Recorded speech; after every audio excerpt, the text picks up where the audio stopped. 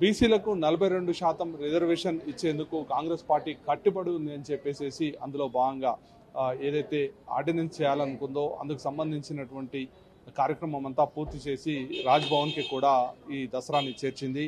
ఇక ఎన్ని రోజుల పాటు సచివాలయంలో ఉన్నటువంటి దసరం ఇక రాజ్భవన్ చేరింది. ఇక రాజ్భవన్లో గవర్నర్ ఎలాంటి నిర్ణయం తీసుకుంటాడు అనేటువంటి ఉత్కంఠత నెలకొని ఉంది.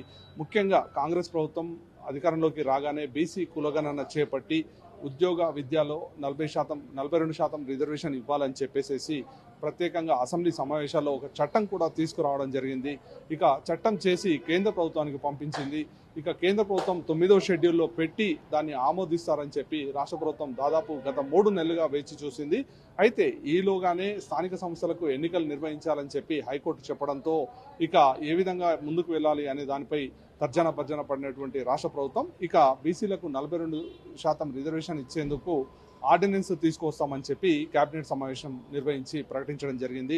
ఇక అందులో భాగంగా ఏదైతే ఆర్డినెన్స్ తీసుకొచ్చేందుకు 2018 పంచాయతీరాజ్ చట్టాన్ని సవరిస్తూ ఇక ఆర్డినెన్స్ తీసుకురావాలని చెప్పి రాష్ట్ర ప్రభుత్వం భావిస్తుంది. 2018లో ఏదైతే పంచాయతీరాజ్ చట్టంలో చూసుకుంటే రిజర్వేషన్ను 50% పెంచకుండా సీలింగ్ విధించేలా ఉంది.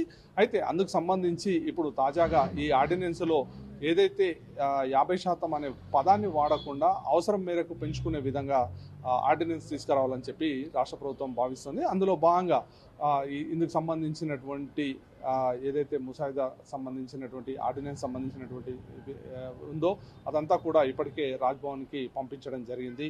ఇక ఇందుకు సంబంధించి గవర్నర్ నిర్ణయం కోసం అంతా కూడా ఆసక్తిగా ఎదురు చూస్తున్నటువంటి పరిస్థితి ఉంది. ఇక మరోవైపు రాష్ట్రంలో బీజేపీ పార్టీకి సంబంధించిన నాయకులు మాత్రం ఒకవైపు కేంద్రానికి ఏదైతే బీసీలకు రిజర్వేషన్ పెంచుతూ బిల్లును ఆమోదించాలని చెప్పి కేంద్ర ప్రభుత్వం వద్దకు పంపించి ఇప్పుడు రాజ్భవన్కి ఈ విధంగా పంపించడం ఏంటి అని చెప్పి కూడా ప్రశ్నిస్తున్నటువంటి పరిస్థితి.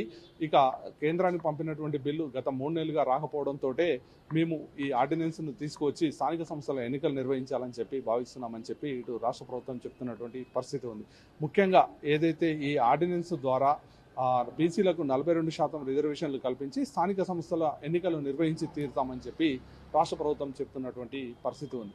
అయితే మరోవైపు బీజేపీ పార్టీకి సంబంధించిన నేతలు కూడా ఏదైతే ముస్లింలకు కూడా ఇందులో రిజర్వేషన్లు కల్పిస్తున్నారో మేము మతపరమైనటువంటి రిజర్వేషన్లకు వ్యతిరేకము, ఎట్టి పరిస్థితుల్లోనూ దీన్ని యాక్సెప్ట్ చేయవద్దు అని చెప్పి కూడా ఇటు బీజేపీ పార్టీకి సంబంధించినటువంటి పలువురు నేతలు ప్రశ్నిస్తున్నటువంటి పరిస్థితి ఉంది.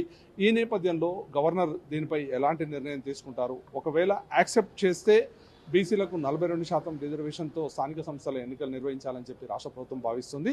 ఒకవేళ గవర్నర్ దీన్ని ఆమోదించకపోతే, ఏదైతే ఆర్డినెన్స్ను ఆమోదించకపోతే మాత్రం ఖచ్చితంగా ఏదైతే ఈ అంశంలో బీజేపీని దోషిగా నిలబెట్టాలని చెప్పి ఇటు కాంగ్రెస్ ప్రభుత్వం భావిస్తున్నటువంటి పరిస్థితి ఉంది. మేము బీసీలపై చిత్తశుద్ధి ఉండేలా మేము కులగణన చేపట్టాం. అందులో భాగంగా ఇటు స్థానిక సంస్థల్లో రిజర్వేషన్ కల్పించాలని చెప్పి 42% కోసం ప్రత్యేకంగా అసెంబ్లీలో బిల్లు పెట్టాం. ఇక కేంద్రం ఆమోదించాల్సిందిగా 9వ షెడ్యూల్లో చేర్చాల్సిందిగా ఇటు కేంద్ర ప్రభుత్వానికి కోరాం.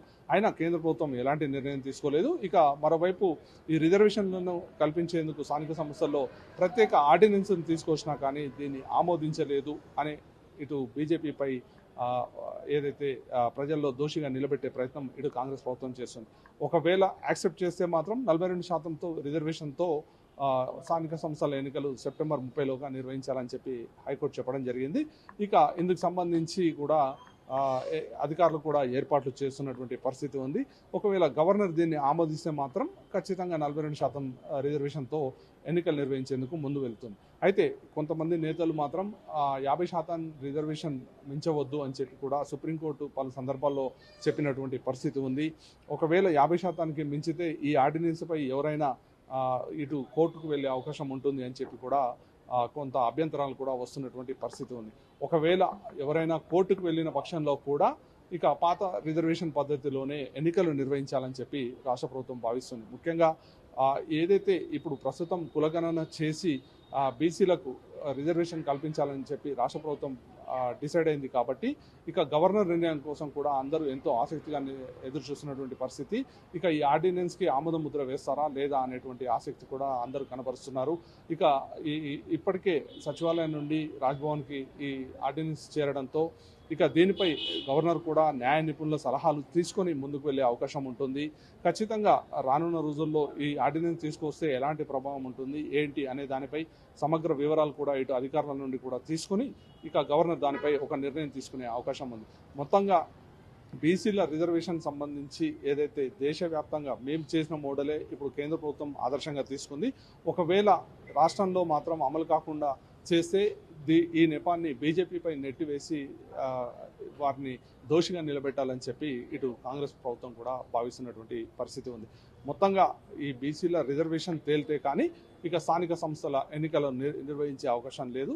ఒకవేళ అప్పటికీ ఆలస్యం అయితే కోర్టుకు ఇప్పటికే మేము ఈ బీసీల రిజర్వేషన్ పెంచేందుకు ప్రయత్నిస్తున్నాం కాబట్టి మాకు మరింత సమయం కావాలని కోరే అవకాశం కూడా ఇటు రాష్ట్ర ప్రభుత్వం పరిశీలిస్తున్నటువంటి పరిస్థితి ఉంది.